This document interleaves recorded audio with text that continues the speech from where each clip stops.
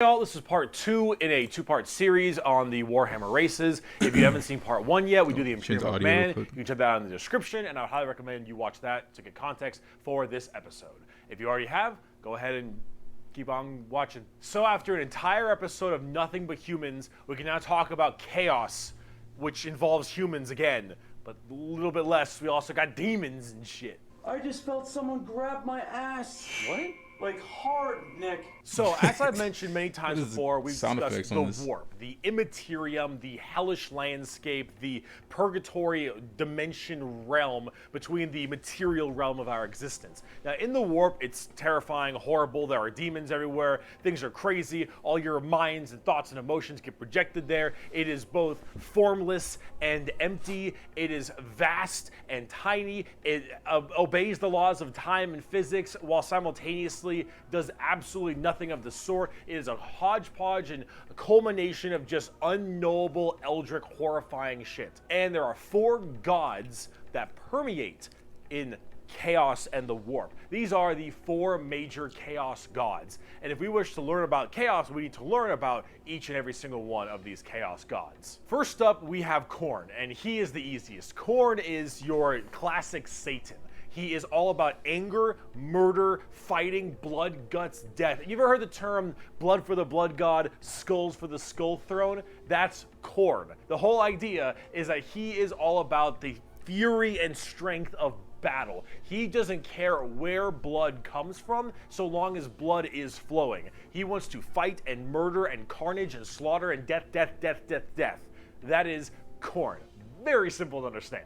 Next up, you have Tzeentch, and Tzeentch is the god of change. However, the god of change, it permeates in so many different other ways. He's the most eldritch of all the demon gods. He has this weird way to always be plucking at the strings of the universe. He's always conniving and scheming and doing his best to cause as much little bullshit as he can. Tzeentch is unknowable. Everything that makes sense, he will and won't do. Every future and setting and every type of destiny or fate is all foretold and also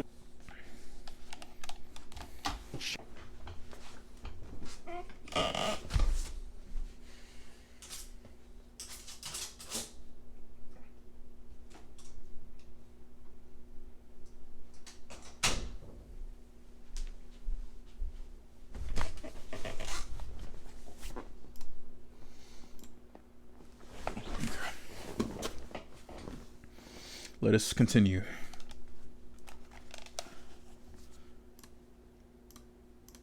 changeable. It is set in stone while also completely random. He knows what everything is going to happen and also that none of it's going to happen. You would ask Tzeentch a question. That question leads to 3 more questions. And those questions lead to the heat death of the universe, which asks 4 answers to those questions. And then he thinks to himself, what are questions even really? And are you even asking the questions? Or are you simply giving paths to answers and other horse shit?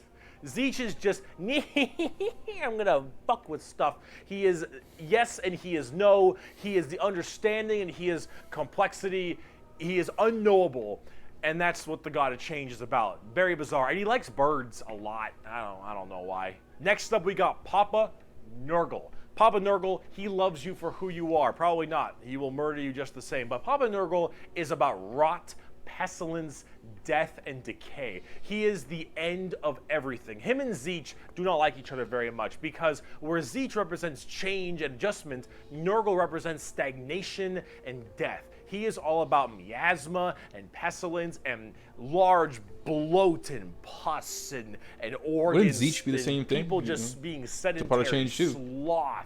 He is the idea that everything will rot and decay and die. Nothing is certain besides decay and death.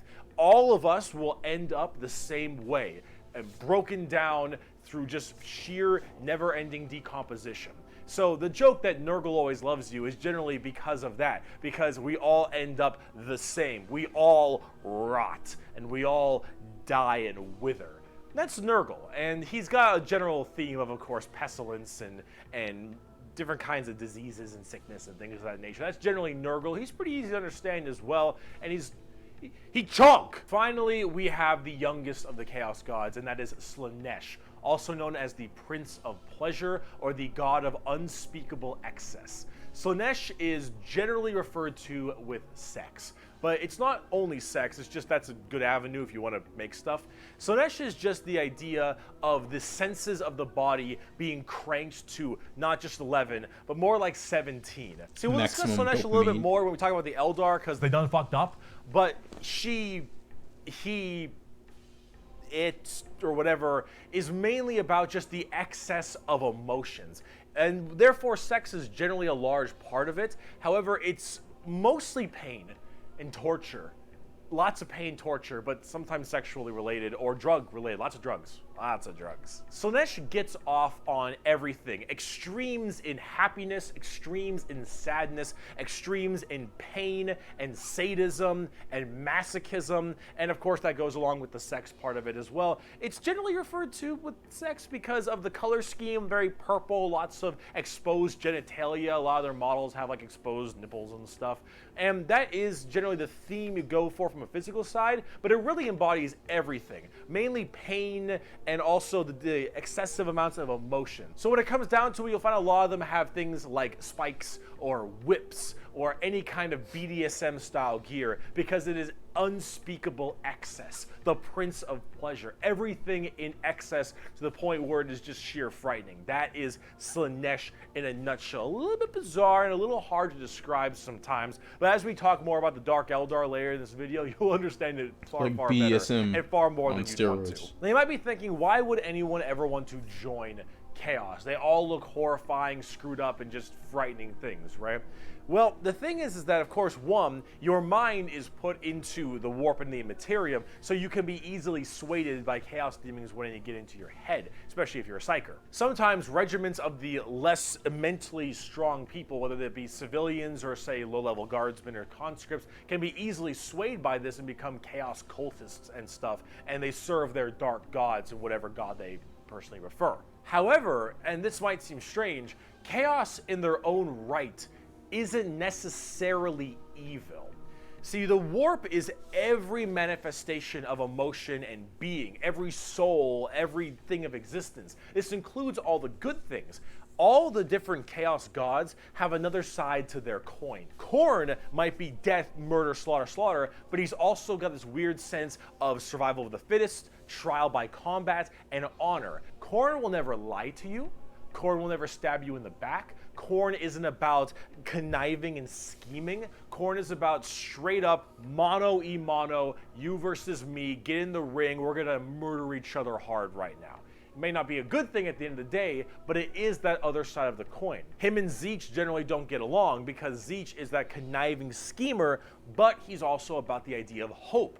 Where there is change for your predicament. There is change for your problem. The hope of the galaxy, the ability to bend the world to your will, the idea that your fate is not set in stone, but in reality that you control your own destiny and can control it whenever you want, the changer of ways. That is Tzeentch. And of course, Tzeentch and Nurgle hate each other because while Nurgle does represent stagnation, death, and decay, he also represents finality and ending. The fact that you can be mentally at peace knowing that you will end and how you will end. Fear of the unknown, fear of change is not present with Nurgle. With Nurgle, everything will rot and die, and that provides that finality, that ability that this is over. We are all the same, and we will all end the same.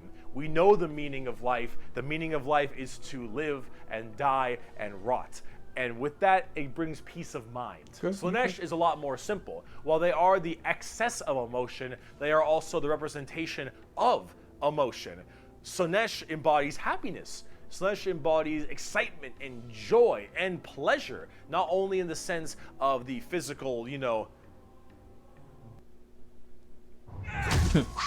man, Perfect are ad you right there. Apocalypse 423? Yeah. What's the deal? You got me running all over the place day and night. Oh, I've bam style of pleasure, but also everything else like food and drink and air on your cheek and sunlight, the feeling, emotion, and What happens if you feeling. max out all of that is also that represented dopamine? with Slaanesh. So you have to ask, why are they always represented as super evil skulls and spikes on everything and want to murder everybody? I don't really got an answer for you on that one. My assumption is that because mentally humans may think worse thoughts even if we don't act on them, and therefore they're projected in the warp more. That one's a little bit weird. I don't know. This is me spitballing right now, but I don't know. You need a super bad guy. You already got the Imperium of Man. You need somebody to be a little bit worse than them. So you got demons. Honestly, who cares? I just want to buy like a bird magician. Look at him. So cool. So combining all this together, on the tabletop, Chaos Demons are generally very melee-based. They run in, go really hard. You have lots of summoning and conjuring, tons of spells. Generally a little bit frail, but they have special saves to make them a little bit stronger. You've got giant demons and smaller demons. You got hordes of little boys and tons of big guys. Demons are as they seem. Demons. Nurgle is slow, Khorne is super scary in melee, you've got Tzeentch, who are far more into psychers and spellcasting, and then Slaanesh, who is all melee, really fast but squishy, but in lots of hordes of tons of melee and pain damage, of course. So overall, the demons are a huge part of 40k and a massive threat to almost every single faction with the exception of a couple. However, the big part about demons is also transferred into the other 9 Primarchs we didn't talk about, which are the Chaos Space Marines.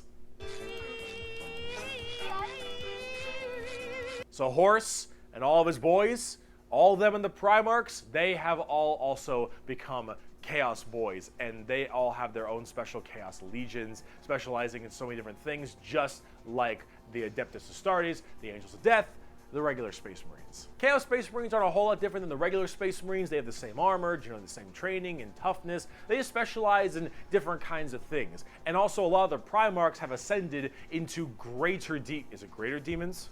They're demon Primarchs at this point. Gigantic, horrifying man-demon hybrids that are pretty awesome, if I'm going to be honest. They look really cool. But them and their associated legions that they are a part of are all kind of going out there and causing a large ruckus for everyone else. Considering the raw strength and firepower of a legion of Space Marines, imagine that entire legion just converting to chaos and immediately fighting you. It's generally pretty horrifying. There's a lot of them, so I gotta write them down, but you've got the Emperor's Children with Primarch Fulgrim, loyal to Slaanesh. These people, they are some... I'm just wondering, how would that work? What happens if you convert, right? You're converting, right? And your brother, which is, you know, he's a zealot for the Imperium and the God of Man. How does that work out? Like, do they just kill each other right there? I don't know. Messed up people. They're just sensory overload, tons of drugs, tons of torture. And I think Fulgrim is a demon Primarch right now, and oh god, I am terrified to see what that man looks like, at least on the tabletop, because Emperor's Children are not good people. You've got the Iron Warriors, which are kind of like opposite of the Imperial Fists, with Primarch Perturabo, I believe is his name. They're Chaos Undivided. They just kind of serve chaos in a general aspect instead of choosing one of the 4. But the Iron Warriors are big on the siege and fortification, and they're basically entirely against the Imperial Fists and a major rival. Perturabo, I believe, is also still alive, and I'm also very interested to see what he looks like, because Demon Primarchs are badass. You've got the Night Lords with Primarch Conrad Kurz. Conrad Kurz is dead, which is good because he's a sick fuck. But the Night Lords are generally about terror, terrorizing people, and terrorism. They're generally about fear, and rightly so. You've got the World Eaters with Primarch Angron, still alive, also excited to see. Angron, if you think you've known an angry person, Angron is the angriest son of a bitch you will ever know. Angron removed parts of his brain that didn't make him angry, so he could be angrier. Angron. Fucker's mad. You've got the Death Guard with Primarch Mortarion. They actually have their own special codex and their own major army on the tabletop. Mortarion himself is actually one of the models, and look at him. Look at him. It's so cool looking. Of course, Nurgle based, obviously. So very slow, but very tanky. You've got the Word Bearers with Primarch Lorgar. Lorgar is, I believe, still alive. I don't know what's up with him at the current moment, but the Word Bearers are generally the people who caused all the major problems in the beginning. At least I blame them for it. They're little assholes. You got the Black Legion with Primarch Horus. Get fucked, nerd. You've got the Alpha Legion with Primarch Alfarius Omegon. Chaos, I think. And then finally, you've got the Thousand Sons with Primarch Magnus the Nerd. Thousand Sons also have their own book, just like the Death Guard. Magnus is also a tabletop model. He looks super cool, as you can tell, and they're all super heavily Psyker and kind of Egyptian themed. They look pretty neat. But overall, with all of these Chaos Space Marine factions, you can play as a lot of different ones, but the main ones that you can really work at are standard Space Marines, Chaos Space Marines, as well as the Death Guard and Thousand Sons, as they are the most fleshed out, especially on the tabletop at least. See this right here? This is a really good way to describe the Chaos Space Marines. What the thick-headed fools with their broken corpse of an emperor fail to understand is that not only can they never defeat us, but they cannot hide or flee or shield themselves from the triumph of chaos. They are finite and we are unbound, undivided. They must not err, or they shall fall to heresy. All who fall join our cause. Every imperial fool who dares to open his eyes is a willing recruit. They strive merely to hold back our fury and might, and it consumes them. Thus, you can see chaos is inevitable. We lurk not only beyond their grasp and at their gates, we lurk within the darkness of their souls, on the tip of their tongues, in their tortured dreams. We are them, but freed from the shackles of ignorance. We are them, grown strong, evolved. We are them, but so much Man, that really more. goes hard, As man. hardcore as that quote is, the saddest part is they're mostly right. Chaos is basically unkillable. You could probably get rid of Space Marines, a decent amount, the Chaos Space Marines that is, but every soul that dies goes to the warp. Every Chaos soul will end up back in the warp. I just want to see And who's the depending most on how savage hard on you the, killed them, they will come back the at more some point. good side. Every demon That's you what I'm interested banish in. will return at some point. Chaos is unstoppable. The warp is unending. And while maybe there is at some point some way to stop them somehow, the resources to do so, the requirements to do so, are so far beyond the reaches of man and the other races at the current moment that really it's just an unstoppable force that just keeps on coming and is just barely being slowed. Chaos is by far the biggest threat. They are without number, their legions are everywhere, and yeah, they're pretty scary. So, I promise, we're done with humans now. Let's talk about some Xenos. So let's talk about the Eldar, or also known as the Eldari, which are a super hyper-specialized and very technologically advanced race of, well, elf people. They were, as well, responsible for the creation of Slaanesh, the newest demon god. How'd they do that? Debauchery on a world-ending scale. See, back in the day, it was just Khorne, Tzeentch, and Nurgle. And the Eldar are very, very ancient. Millions of years. These Eldar, however, have a bit of a sensory problem. You know, every kind of pain or feeling that you have is a little bit amplified compared to the normal. However, with Eldar, as their race advanced so excessively, and they became so self-reliant, and everything became so easy, there was no requirement for food production anymore. There was no shortages. Everything was basically done. Everyone was so comfortable. Maximum comfort. And that comfort breeded this weird sedation. And that sedation breeded the requirement for more and more debauchery. Debauchery! Debauchery!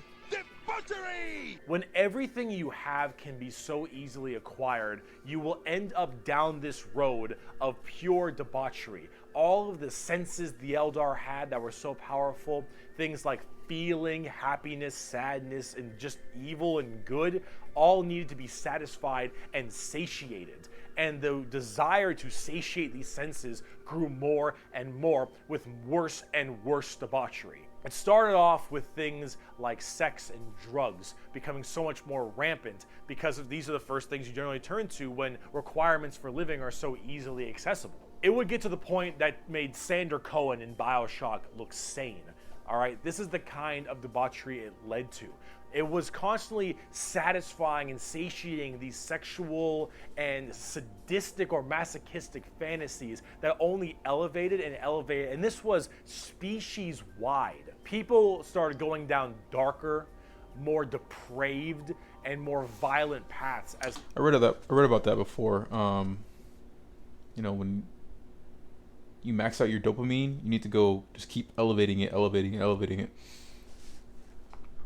Time went Especially for drugs too, a lot of drug users. on. However, some people didn't entirely take to that. Some of the Eldar were looking at this depraved species that they had become and said, no thanks for me, dog, I'm good. And they bailed. These are the Craft World Eldar. They left on these giant continent-sized starships called Craft Worlds. They believed in learning the old ways of the Eldar and pushing away from this depravity and debauchery and going back to their main roots. And so they would segment themselves on these giant craft worlds far in the outer reaches of space. They even had this thing called the Webway. Remember what we mentioned about warp travel with the Imperium? Well, the Eldar had something way safer called a Webway.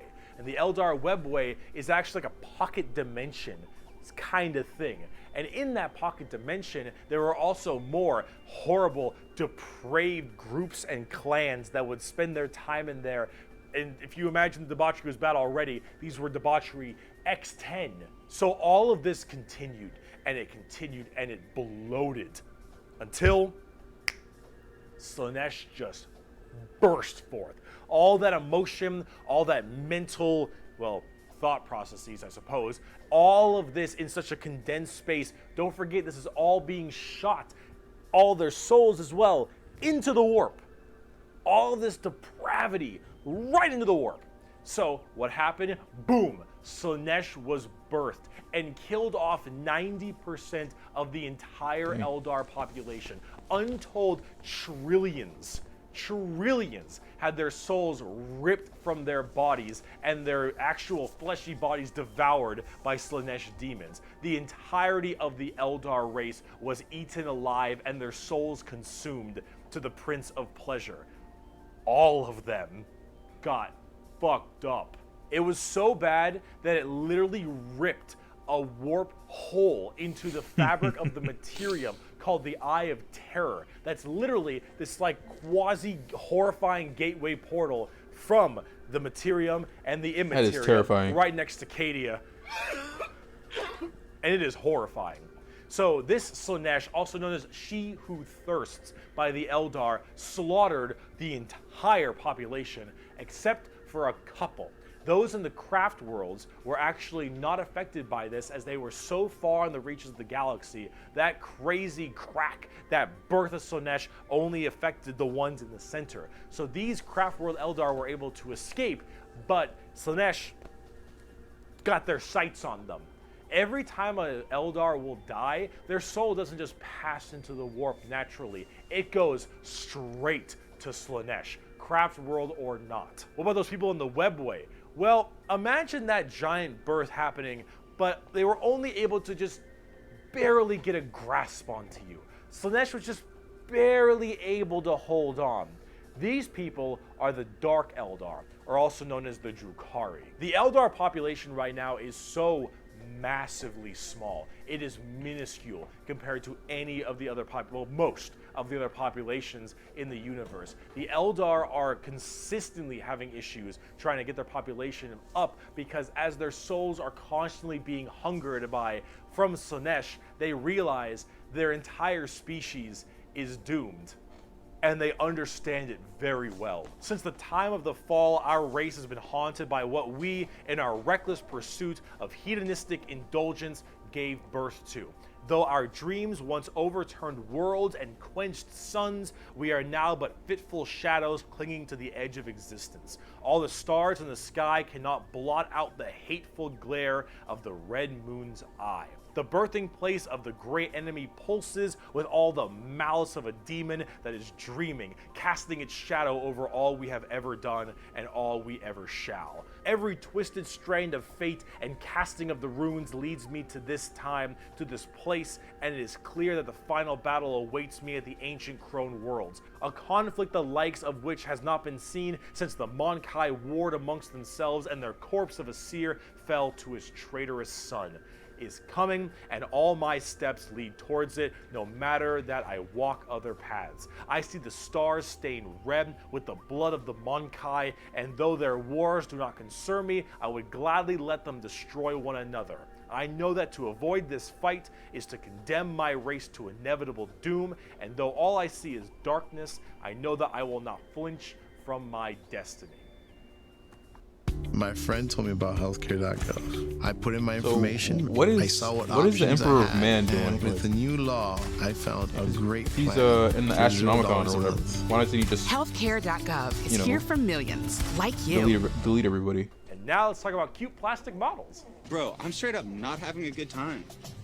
The first playable race we have for the Eldar are the Craft World Eldar and living in those Craft World starships I mentioned earlier. And each of them have their own kind of craft world, almost like a Space Marine Legion. Each craft world is in itself its own special kind of group. And the Eldar themselves are very fast and rely a lot on trickery. They are squishy, a bit weak, but they're very in tune as psychers. Tons of psychers across the entire Eldar population, and their weaponry and abilities are fast and extremely hard-hitting, but of course rather fragile.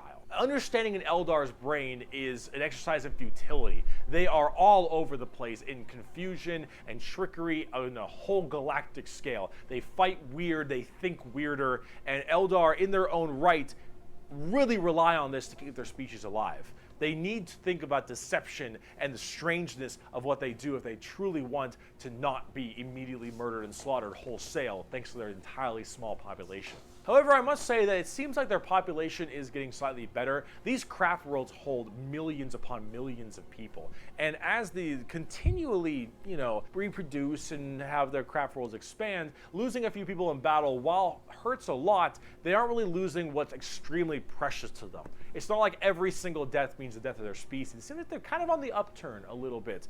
They're still a doomed race being sucked into Slaanesh every time someone dies, but they are definitely doing a little bit better than they were before. Eldar are fast, cunning, and what they don't make up for in tankiness, they make up for in extremely advanced weaponry. They also call humans Monkai, which is something I mentioned earlier.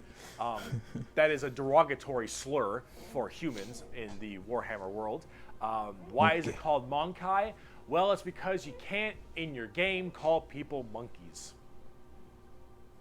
On the tabletop, exactly what I said. Not very tanky, generally pretty squishy, hit like trucks, and move at Mach 5. Fast, hit hard, die fast. Exactly how it sounds. They've been good for a very long time, too. We bring only death and leave only carry-on. It is a message even a human can understand. Eldar. So, Drukhari. Let's talk about the Dark Eldar. On today's episode of How Fucked Up Is Fucked Up. That's fucked up. So those people I mentioned in the Webway, in the super deranged cults and the depraved people of the Eldar, in the Webway, they didn't quite get a hold onto them. Slaanesh has them, but it has them on by the pinky finger.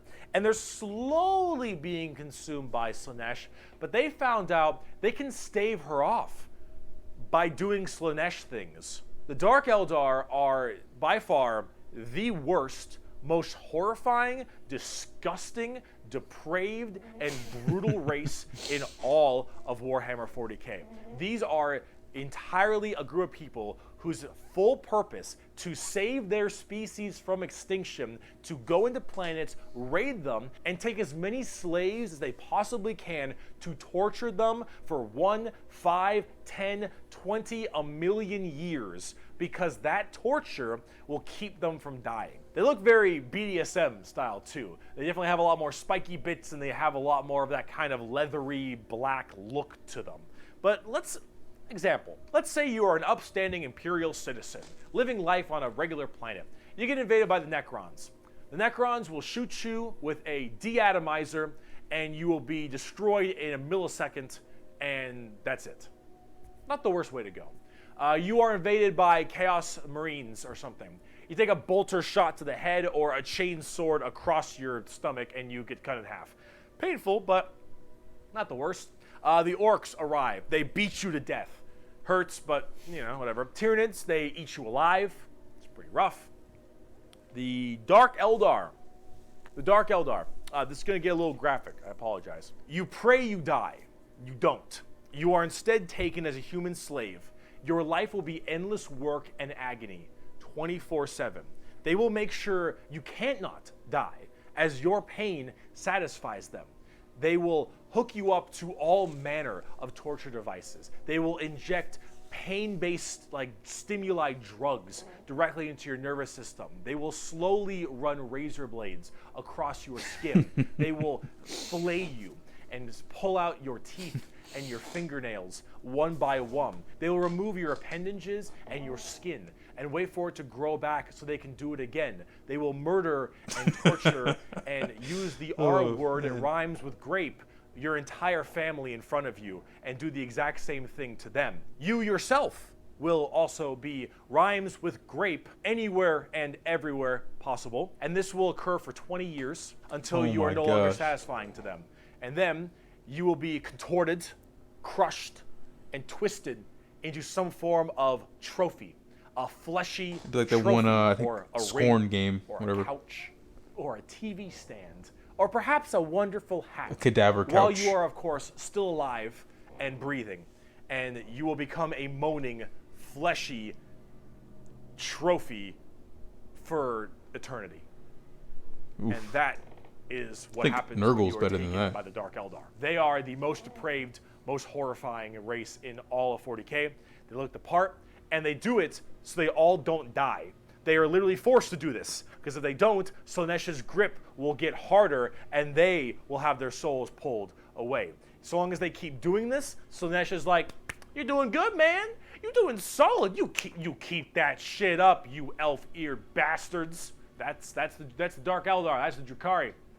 They are horrible. On the tabletop, they're actually kind of like Eldar, but more extreme. They are even squishier than the Eldar, but they hit generally even harder. Fast attacks, skirmishers, really quick, speedy, get around them, do a lot of damage, get away kind of stuff. That's most of the Dark Eldar. Look up the definition of grim dark in a dictionary. You'll find a picture of the Dark Eldar and Sev from Republic Commando. A quote from Mr. Vecht. "We are the lords of despair, masters of terror. Dread and agony are our meat and wine, and they are plentiful indeed." Dark Eldar. Let's talk about the Harlequins. Clowns. What's the matter, Andy? Don't you want to have some fun? The Harlequins are a bizarre race of Eldar. They're demonic clown performers. They're like a weird mix of Sander Cohen from BioShock and Jin from League of Legends, but in a more clown theme. They're artists of death and perfecters of their craft. They do not belong to Craft Worlds or any of the weird Drukhari people. They guard something called the Black Library, which is this giant tome of never-ending knowledge deep in the heart of the Eldar Webway, and also guarded by their god named Kegorok, I believe is how you pronounce his name. He is the laughing god, but it's the Eldar's laughing god, and these are the Harlequins, the Harlequin clowns. These are Eldar clowns, okay? So imagine the things that an Eldar, these depraved individuals, would find funny, and this is the god of that. It's a horror clown. These are gods of horror for us normal people. For them, they're like, oh, it's so funny. They're all dying horribly. I mean, if you don't laugh, you cry, right? They're very bizarre and difficult to describe. They've escaped the ruinous powers of Slaanesh somehow, but their main thing is guarding that Black Library, and the Harlequins they're demon clown performers. They're barely any models on the tabletop. They're good in melee. They're demon clowns. I'm not sure. I got a quote. "It is too easy for an Eldar to embrace the obscene virtues of chaos, for Slaanesh is nothing more than a manifestation of the Eldar mind in its most wild and unconstrained form. Human morality is meaningless to the Eldar, and to the dark side of the Eldar mind, all life is to be expended at a whim. Cruelty and generosity are but the impulse of a moment. Beauty and sensuality are virtues that can be expressed in bloodshed just as easily as in song. To an unfettered Eldar mind, there is neither sanity nor madness, but merely a wave of perfect existence fulfilled by its own savage momentum." They're very strange. The Harlequins, Drukhari, Eldar, they are an anomaly that make humans seem completely easy to understand in comparison. They range from rekindling their civilization to horrifying murder and also clowns. They're all over the place, but honestly, they represent quite well and are rather interesting, especially kinda the like whole Tzeentch. Slaanesh murdering everyone bit. So, yeah, Eldar. Now, bugs. Ma, they following me, Ma. They following me. The bugs. The Tyranids. Now, you want to talk something a lot more fun, a little more simple than all this crazy Eldar shenanigans? Let's talk the Tyranids. They're bugs. Do they look like Zerg? Hell yeah, they look like Zerg. You want to know why they look like Zerg? Because they were actually supposed to be what Zerg were. Apparently StarCraft was supposed to be a 40k game in the beginning, hence why they look so much like Eldar, Zerg, and the Imperium of Man. Like, kind of Space Marine-y, those Marines, huh? They look a little bit Space Marine-y to me. Maybe. I don't know. You really fucked up on that one, Games Workshop, didn't ya? Tyranids are a giant infestation of unfathomable proportions. These are giant, extremely bio-advanced hive mind organisms that are basically all about absorbing as much biomass as they possibly can to evolve and mutate to be extremely potent and powerful and kill and eat anything in their path. They are probably the least evil faction in all of 40k because all they want to do is eat shit. They want to nom nom the entire galaxy. They hangry So they just wanna and absorb we you. food. That's not too Also, bad. this Tyranid hive mind has a presence in the warp. In fact, Tyranids in their own right have a massive presence in the warp. They have a thing called the Shadow in the warp specifically, where when they are coming in to invade a planet, they have this weird ability to kind of cut off the warp on all the psychers on that planet. And how do you get help across the stars? Well, you need the warp because you need that for interstellar travel. So with people unable to call for help from the Tyranids, these are just easy pickings. And an entire giant Tyranid hive fleet comes out of orbit and just will massacre, absorbing all that biomass and turning them and all of their other Tyranids into even more advanced monsters. They come in so many varieties too, all based on what is important. Tiny little ripper swarms for scouting and having little dudes eat people up, to the Hormigons, Termagants, and Gene Stealers, all the way to the Hive Guard and the Exocrines and the Swarm Lord, to Hive Tyrants and their giant battle fleets, and even something as crazy as the Hierophant Bio Titan. The Tyranids come in all forms and sizes depending on what they require. They are extremely good at anti-biological weaponry. There is no way you can plague them or blight them. They have extremely strong armor, carapaces and such. Tyranids are nigh perfect organisms and are pretty spooky when it comes down to how they handle all of their genetic material. Keep feeding them, they'll keep evolving. They keep on creating new horrifying organisms to spread across the galaxy. And you know what the most terrifying part of the Tyranids is? We might be surrounded.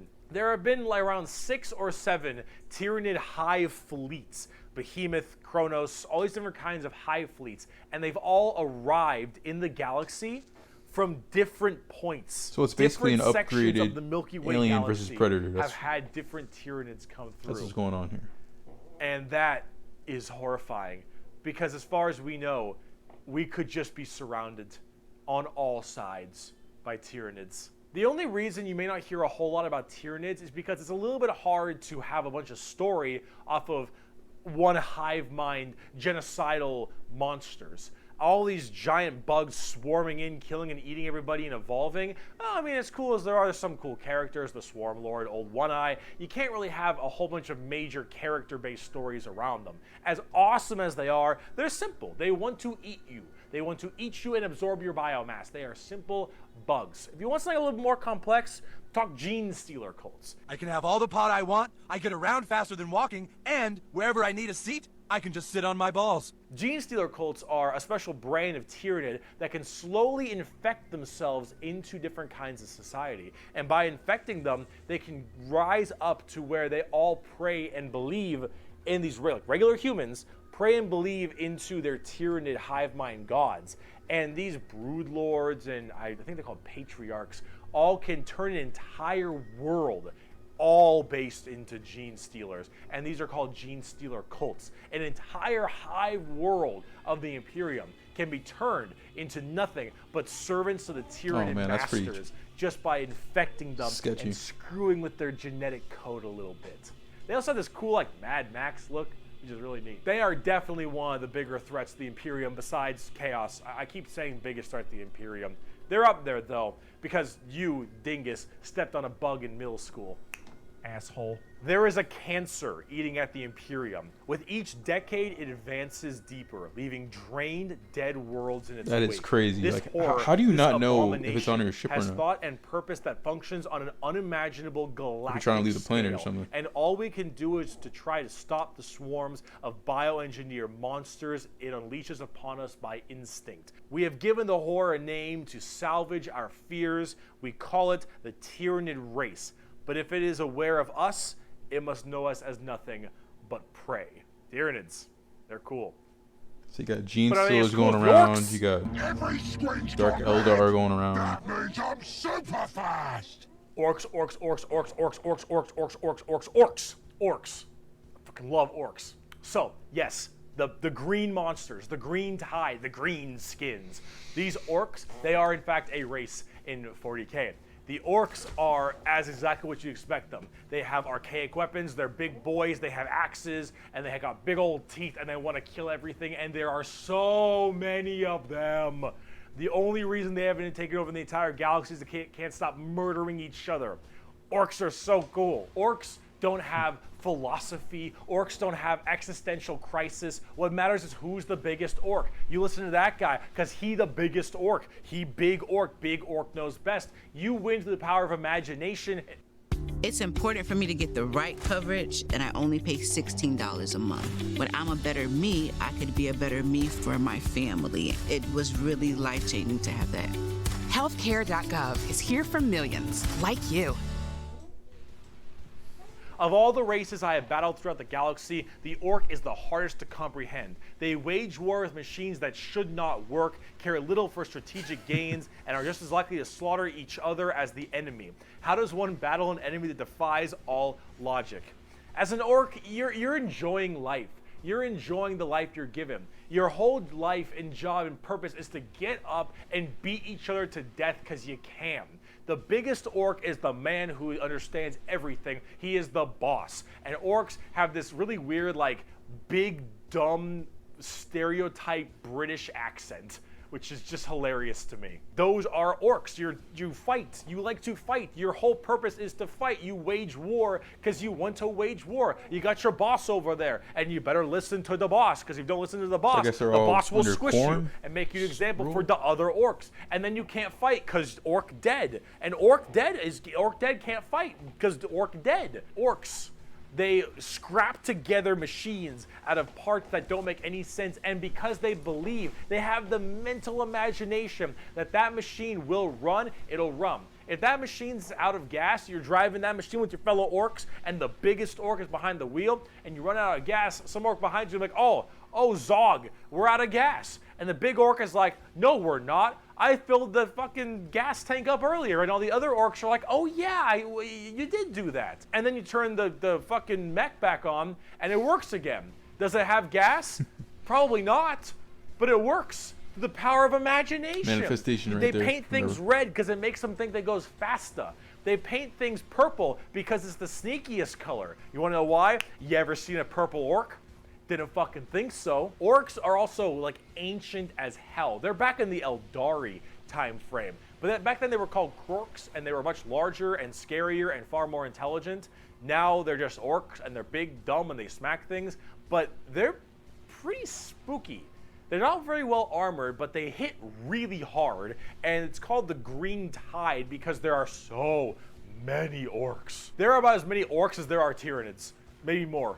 Who knows? But they keep on, murdering each other, so it's not too bad of an issue. Orcs are entirely comic relief. Their stuff is slapped together. That makes no sense. Their vehicles don't work the way they're supposed to, but they work because they think it works, because they imagine that it works.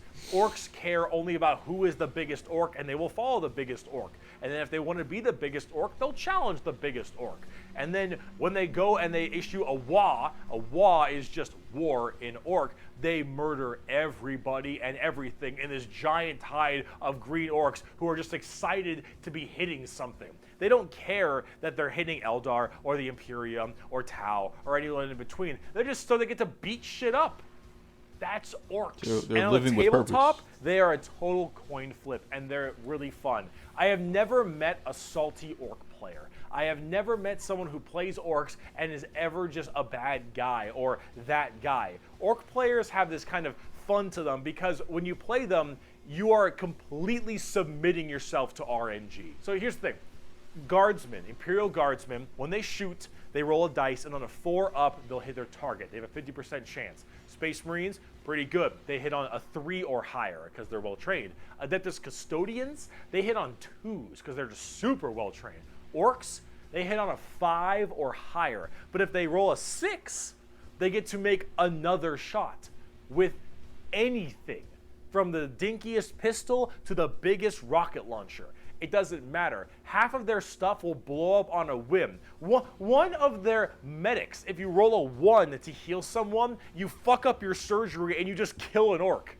They're so wacky and silly. But the thing is if you roll well, you roll high, and you keep rolling high, you are going to crush people. And if you don't, you lose. I mean, that's what you get when you play orcs. That's what happens when you play orc. It's a coin flip. Which is why you can't be a salty bitch when you play orcs, because things won't go your way. It's just the roll of the dice. You're playing a dice game. But if you're going to have fun and you want to be stupid and you want to be silly, you're going to play some damn orcs. But on the opposite side of the fun part of this, let's talk about the Necrons.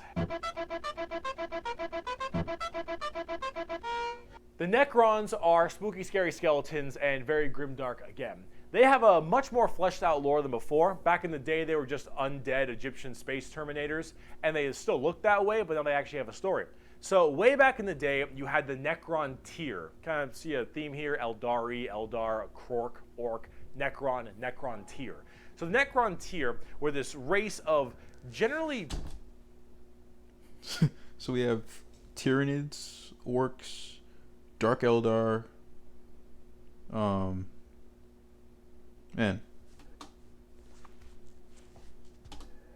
Kind of shitty Necron. people. Not because they were personally shitty, but because their lives were awful. They were ill-fated to a horrible existence of like radiation and a terrible planet they lived on, and everything just really sucked. Being a Necron tier was just really depressing. They really were looking for immortality. They were extremely reliant on the hope that they would eventually find the key to living forever and just stave off this horrible nature that they were thrust upon them, and therefore they could become the most dominant race in the galaxy. And they found this group. They're called the Old Ones. Imagine them kind of like the Forerunners in Halo or the Xel'Naga in StarCraft, right? These Old Ones were these strong, pretty much omnipotent beings, and they, of course, knew the key to immortality. So the Necrons went to them and said, please, show us your ways. And the Old Ones said, piss off. Not really, they were a lot more humble about it, but they did not want to share their secret of immortality with the Necrons. The Necrons, of course, took this very well and waged war with them, kind of under this united banner. The Necron different dynasties didn't really like each other, but under this one man, the Silent King, he thought the best way to unite his race was to do this giant war with the Old Ones out of spite for them keeping the secret of immortality to them. This was known as the War in Heaven, and this is actually like a multi-stage war, because during this war in heaven, they discovered the Star Gods, a whole new race of people known as the Catan, or the Catan.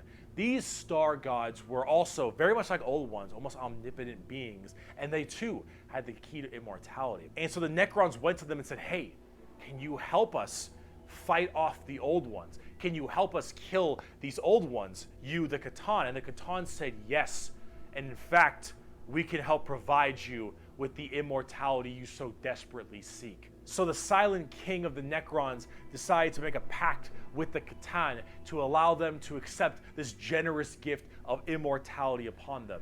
But this, of course, had been a horrendous trap, and the Necrons were dragged in chains to this biotransference where their flesh was stripped from them, replaced with nothing but a metal hollow shell, as their souls were ripped from their body and fed to the Catan. And the Catan fattened up. They got chonk on the souls of the Necrons, as this was their plan all along. They consumed the flesh and souls of the Necron tier and turned them all into unwilling robotic slaves just to serve their will. And then, with their new-founded Necron army, they pointed their guns at the old ones, and the Catan continued their domination of the stars and their genocide, complete and full genocide of these old ones. The old ones did their best to stave it off. They even created other races, the Eldari and the Orcs, to try to fight off the horrifying Necron army and the Catan above them. But there was absolutely no possible chance for them. And the old ones were absolutely extinguished across the galaxy. Their entire race completely removed. Full-on 100% genocide. However, during all this, the Catan, so just infatuated with their victory, started fighting each other for fun, for sport, and for small differences. Doesn't matter. The Catan, with these overpowered people, they're going to eventually hit each other at some point. And as they began just menially fighting each other, the Eldari and the Orcs actually started pushing on the Catan's borders a little bit, giving them a little bit of a run for their money. And as this continued, this is when the Silent King, who retained his consciousness, decided to leap into action and start a full-scale revolt against their Catan masters. And this revolt was bloody, as the entire Necron army was surged off to destroy these star gods. They were able to, just after suffering horrendous losses, were able to turn the tide of the war. And they took these Catan and they blasted them, because as these star gods are unkillable, they were able to break them into thousands of shards and entrap them in giant stasis vaults to now actually be slaves to the Necrons. And with the Necrons having the entirety of their old gods enslaved to them, they realized that soon their race was about to be attacked by the overcoming new races, the Eldari and the Krorks. And so what they did is they retreated into giant stasis tombs in order to preserve their energy and their strength for when one day they would be reawakened and they would be able to rule the galaxy that was rightfully theirs. And then some dingus Adeptus Mechanicus guy diddled with a green console, and now the Necrons are back, and they see all these primitive races on their lawns, and they think, get the fuck off of it. The Necrons are back. Oh my gosh. Super advanced, and they are here to reclaim the galaxy that they so rightfully believe. I can see us doing that with going to Mars or something. Tabletop, they're a lot like that.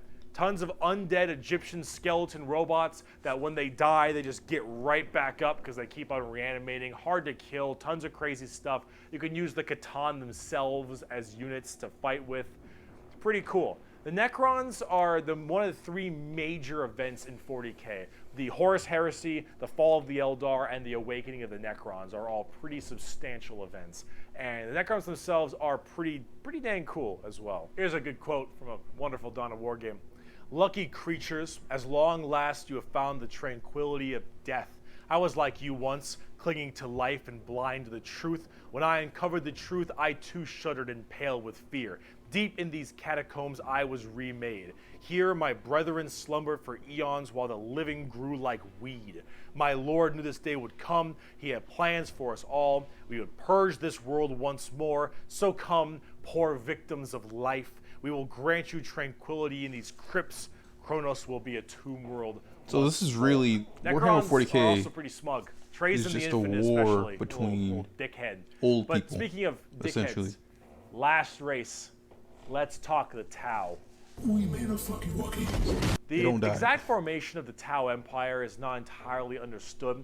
However, a long time ago, many thousands of years ago, in the 40K world, that is. Some Imperial navigation vessels were going around through different areas, and they saw a primitive race, blue people, smacking each other with sticks and stones. They thought, dumb Xenos race, who gives a shit, and they bailed. Then this giant warp storm occurred right in that major area, unable to be breached. Then, once that warp storm 6,000 years later subsided, hello, those little sticks. Well, they decided to actually have no war of any kind and all just unite together under one flag of the Tau Empire. And now they have gigantic starships and Gundam robots and lasers and railguns and mechs, and they are here to ruin your day for the greater good. That is generally the Tau Empire. They have this kind of feeling of this homogenous group. All species can go underneath the banner of the greater good. The greater good is their idea of the fundamental increase and help of all. In fact, they are most likely the most like the Covenant in Halo, where they have the overarching prophets, being the ethereals, who are actually kind of dicks and like to pull at strings a little bit, but then you have all these different races directly underneath them, and they all work together in this big group as this large, foreboding race that tries to spread their weirdly pseudo-religious influence across the galaxy. The alien is not intrinsically evil. Do not hate him. Pity him, his ignorance. Seek to understand his differences and equate him with his inadequacies. Only then will he accept his place in the greater good. That is generally the Tau. And if you're kind of wondering like what their mainly big shtick is, well, they're all about big robots and mechs. They have laser rifles and rail guns. They got giant mechs with tons of missile pods and heavy rail rifles and rail guns and burst cannons and ion accelerators and void shields and all this stuff. And that is generally what the Tau's all about. But you're probably thinking, Bricky, this doesn't sound that evil. This doesn't sound very grim, dark Warhammer. And you'd be right. The Tau Empire really don't have that much of a horrifying, grim, dark style like everybody else. They're much more younger, new age thing. In fact, they're probably a lot less evil and a lot even better than they are now back in the day, because they liked having like that good guy faction. But a lot of us who really like the dark, depressing style of Warhammer didn't really like it that much. So, see, the Tau get a lot of hate, and a lot of that hate isn't necessarily unjustified. It's mainly from a tabletop perspective, but as you can see from all the visuals I've shown you recently, they don't really fit in the 40K universe very well. They lack that super dark, dramatic, kind of high gothic level the Imperium has. They don't have the weird kind of like grungy stuff that Chaos or say the Orcs do. And the Necrons and the Eldar have their own specific style as well. The Tau really do look like something out of Gundam. And while it isn't necessarily a bad thing, it does definitely not fit too well. There's that. There's also the tabletop problem. In tabletop, Tau are horrible at melee combat, but exceptionally good at range combat. So they blast everyone from really, really far away, and they have a million rules to make it so that it's nearly impossible for you to get into melee combat. So it basically just forces you to bottleneck the game into one specific gameplay style, which is gun to gun. And if you're doing gun to gun, they're going to win every time, because they're the Tau, and the Tau are really damn good at shooting. So it's one of those things that make the Tau generally rather hated, and a lot of different reasons for that, both from style and such. But this is actually one of the things I wanted to end this video with, is that the Tau, while they have their issues, you should not be discouraged from playing them. I'll make plenty of Tau weeaboo jokes, of course I will, but it's all generally in good fun. Anyone who legitimately doesn't want you to play a faction is an idiot, and you shouldn't be giving them the time of day. You pick what you think is cool and what you like. In Warhammer, especially now, factions get better and they get worse. They grow and then they fall. You should only be playing what you think is cool. You like the look, you like the models. If you're talking tabletop, that is what you should be going for every time, is what you think is badass, because things change all the time. But the universe of Warhammer has so much going for it. Every faction has something interesting, every character has a story, and there's a million stories to be told. The universe universe is vast and exciting, and while it is dark, depressing, and horrible, that is the damn charm. And out of everything I've told you in these 2 videos, is anything you could take away is the reason why so many of us are so into this series and why we like it so much. Because with so much variety, such an expansive universe, messed up. and so much that can be done, you can find yourself having a pretty great time. Thank you so much for watching this video. I hope it has been informative to you. If you'd like to see more of me, Bricky, you have twitch.tv/Bricky for my streams. You have my merchandise. One thing I like about this guy, I like the way he talks. He's very engaging. I love that. The green screen, which is a little unfortunate. So I'm gonna end it right here. Thanks for watching, and I'll be making some more Warhammer content. So if you enjoyed, make sure to hit that like button or dislike button, and I'll see you on the next one. Peace out.